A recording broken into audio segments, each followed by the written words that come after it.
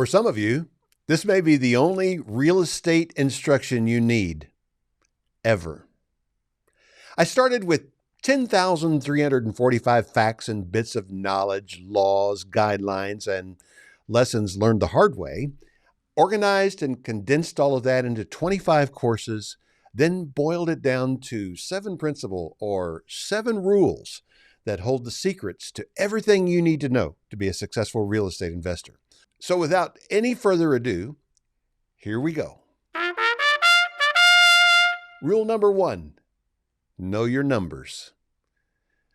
Buy it for less than you can sell it and rent it out for less than your monthly payment. But you have to know your numbers if you're going to do this. If you're going to buy and sell, then you've got to know 3 numbers in particular. You've got to know your ARV, which is the after repair value. You've got to know your rehab cost, and you've got to know your holding costs. What's it going to cost you, for example, to keep the power on and insure the property? What are the taxes going to be while you're holding it? Those kinds of things affect your bottom line. One of the craziest things that you see on the TV shows is they buy these properties, fix them all up, and then they bring a realtor in and they say, "What are we going to sell it for?" When I see that, I just want to laugh. No one does it this way. Not any real investors. You start by knowing what you're going to sell it for. Then you calculate the rehab cost, and then you back into an offer price that includes a margin for error and some surprises, plus your profit. And that's how you come up with your purchase price. You have to know your numbers. If you're going to be in the rental game, you have to know the numbers there also. Renting properties does more than just bring you return or cash flow.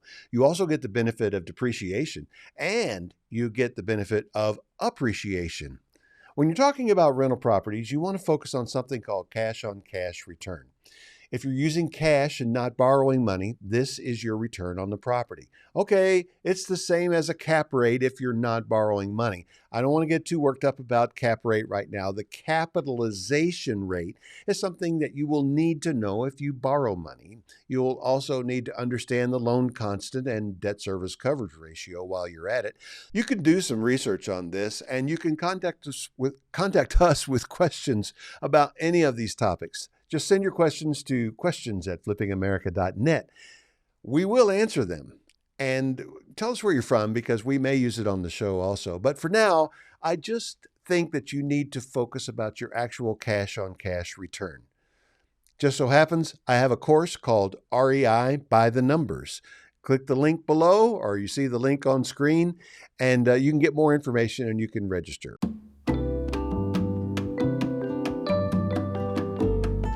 Rule 2, learn the terminology. It's okay for this to be an ongoing venture. You don't even need to try to conquer it all before you begin, but please, please learn some things about real estate. As you network and meet people, they're building a little data file about you, forming their opinion. If you don't use words correctly, or if you try to sound more knowledgeable than you are, they're going to tell themselves this person doesn't really know what he or she is doing. You don't have to know everything, but you do need to know the basic terminology.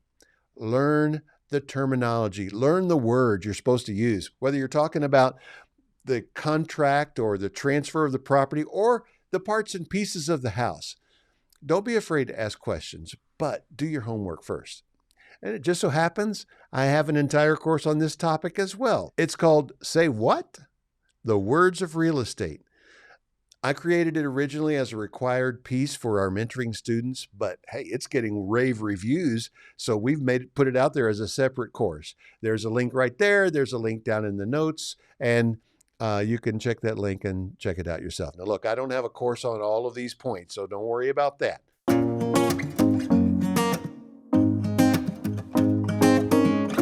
Rule 3, recruit a great team. You're going to go through some people before you get to great. You're going to go through some bad people to find some good ones. And when you've gone through enough good ones, maybe you will find some great ones. And when you have some great people, a great contractor, a great realtor, and a great private lender, then you are set for a great business. The contractor is a vital piece, and the realtor is a vital piece. Now, in my experience, there are more great realtors than there are great contractors. But if you find that great realtor, that person might be able to lead you to your next great contractor. In addition to contractors and realtors and lenders, your team needs to include deal finding people, bird dogs, wholesalers, and deal marketing people. It's good to have also a regular settlement agent that you go to time and again. In Georgia, we use attorneys for closings. I send as much business as I can to the attorney I've used for years. He has a great closing assistant, and they make things happen. The closings go smoothly, and I love it. I return that favor by making things happen for their firm. We send them as much work as we can in referrals. Our professional relationship has evolved really into a genuine friendship over 15 years and more than 400 closings. When you start building up your staff, I encourage you in recruiting your team to staff to your weakness. This means you need to understand your weaknesses. Be honest with yourself about what you're not good at or what you just really don't like to do. You know, the things that you procrastinate. Yeah. Here's a way to avoid the Dunning-Kruger effect. If someone tells you you're not as good at something as you think you are, maybe take their word for it and just find someone else for this task as soon as you possibly can. Always be building your great team, whether it's contractors or outside people or your own paid staff.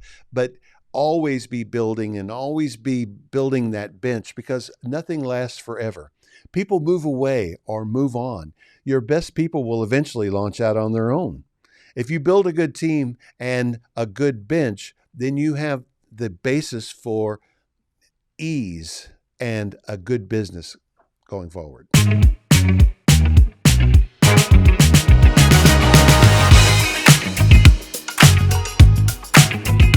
Rule 4, treat this like a business.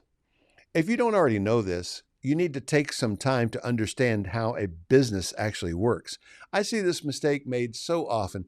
People drop into one of my meetings and casually announce, okay, I'm a real estate investor. They might even have some cards printed up. They have a logo, office space, and embroidered shirts, but they don't have a plan and they don't have any deals. Most of these people are doing something different within just a few months. In our mentoring program, applicants are asked a number of questions in an interview or in a strategy call designed to gauge 1, their commitment, 2, their ability, and 3, their knowledge of business in general. Having the money to pay for our program is not the only requirement. We have to believe that you have a reasonable chance for success before we will take your money. Why? Because I don't want to waste my time or your money.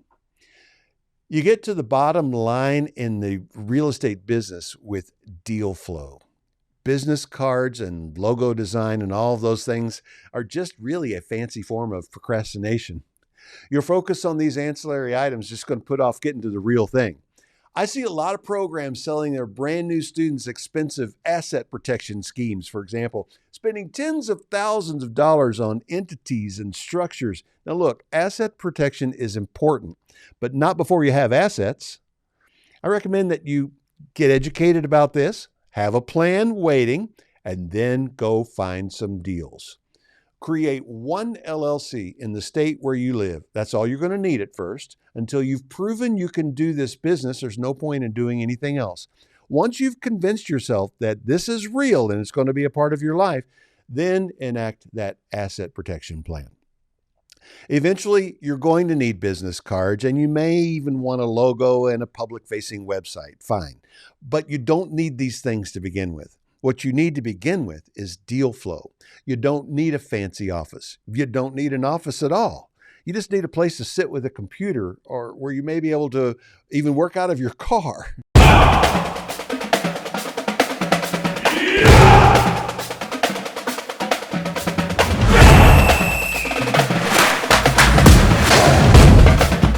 Rule 5, do everything at first and stop doing those things as soon as you reasonably can.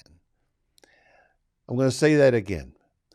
You will do everything at first, all of the jobs, even the ones you hate and the ones you're not good at. And you're going to find someone else to do them just as quickly as you can. I recommend that you read the book E-Myth Mastery by Michael Gerber. This is how you scale your systems and processes and products. If you make the entire thing dependent on you, you're not going to be able to grow your business because there's only one of you and there's only so many hours in a day. Now, I do not suggest that you become a bookkeeper.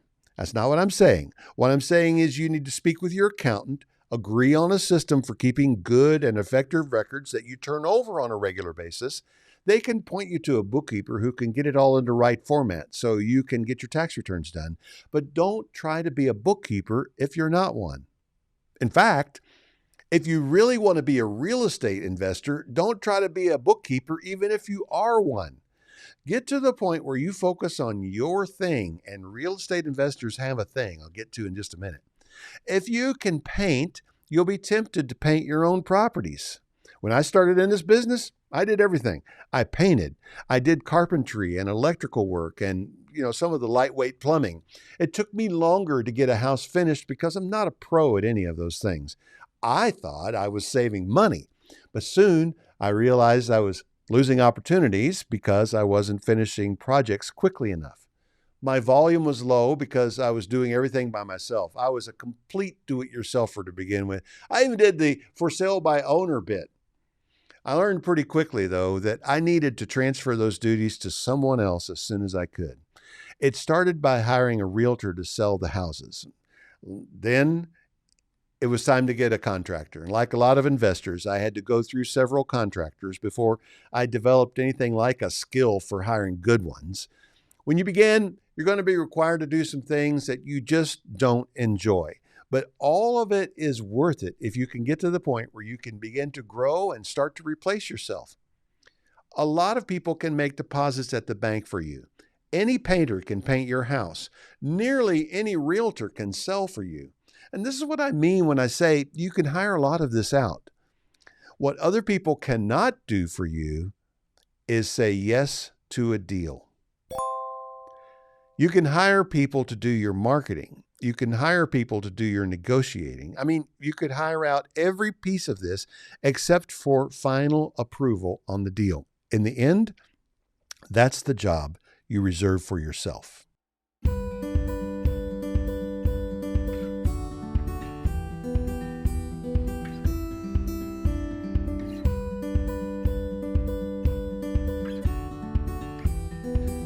Rule 6. Picture your life in the future. You might think this should have been one of the first rules, but I put it here on purpose. This rule is vitally important, but practically speaking, isn't really the first thing you should do, in my opinion. There's sort of a hierarchy of needs thing going on here. You need to begin by feeding and clothing yourself and your family. Before you engage in too much future think, you probably need to know you can handle the business that stands a chance of getting you there. Now, you probably have some well-understood reasons for wanting to get involved in the real estate business in the first place, and you may have a few subconscious motivations as well. After you've made some movement in the direction of success, it'll be time to think about the future.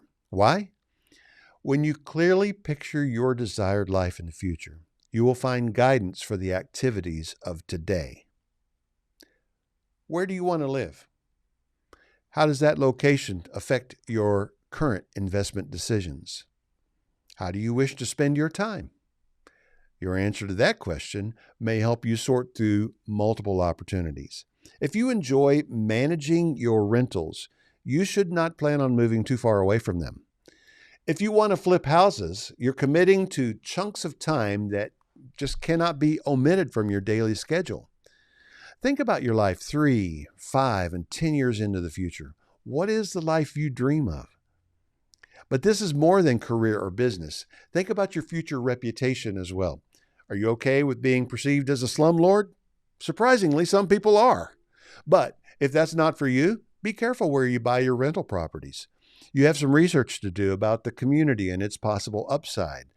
Do you want to be a crusader for urban renewal, bringing beauty back to old neighborhoods? Well, if that's the case, then that's going to affect the types of things that you buy. When you're tempted to take shortcuts, do you want that to be a part of your reputation? The person who took shortcuts? I heard a wise man once say, in real estate, you should only ever do things with your properties and tenants that you would be happy to explain to a judge, because one day you might. So how do you want to be known? What would you like for your reputation to be? How do you want to be remembered? When you form your answers to these questions, you'll find some fine-looking opportunities that just don't fit with the life you imagine, and you'll have the ability to say no to them. The balancing point here, of course, is that point at which you have adequately taken care of your basic needs and the needs of your loved ones. So I'm saying, get the income and wealth ship launched. And as soon as you are comfortable with your ability to sail, choose the destination and chart a course. I have one more course to recommend for you. It's called Build the Life You Want. In this course, I help you dig a little deeper into some of these topics and provide some worksheets and activities that have been profoundly helpful in my own life. Go to the link on the screen or down in the notes, bit.ly/dreamthenplan. Once you have formed some solid ideas about where you want to be and what you want to do, you will automatically have some direction about activities, businesses, or business models you wish to pursue. Then I want you to go beyond your future and start thinking about legacy, and that's Rule 7.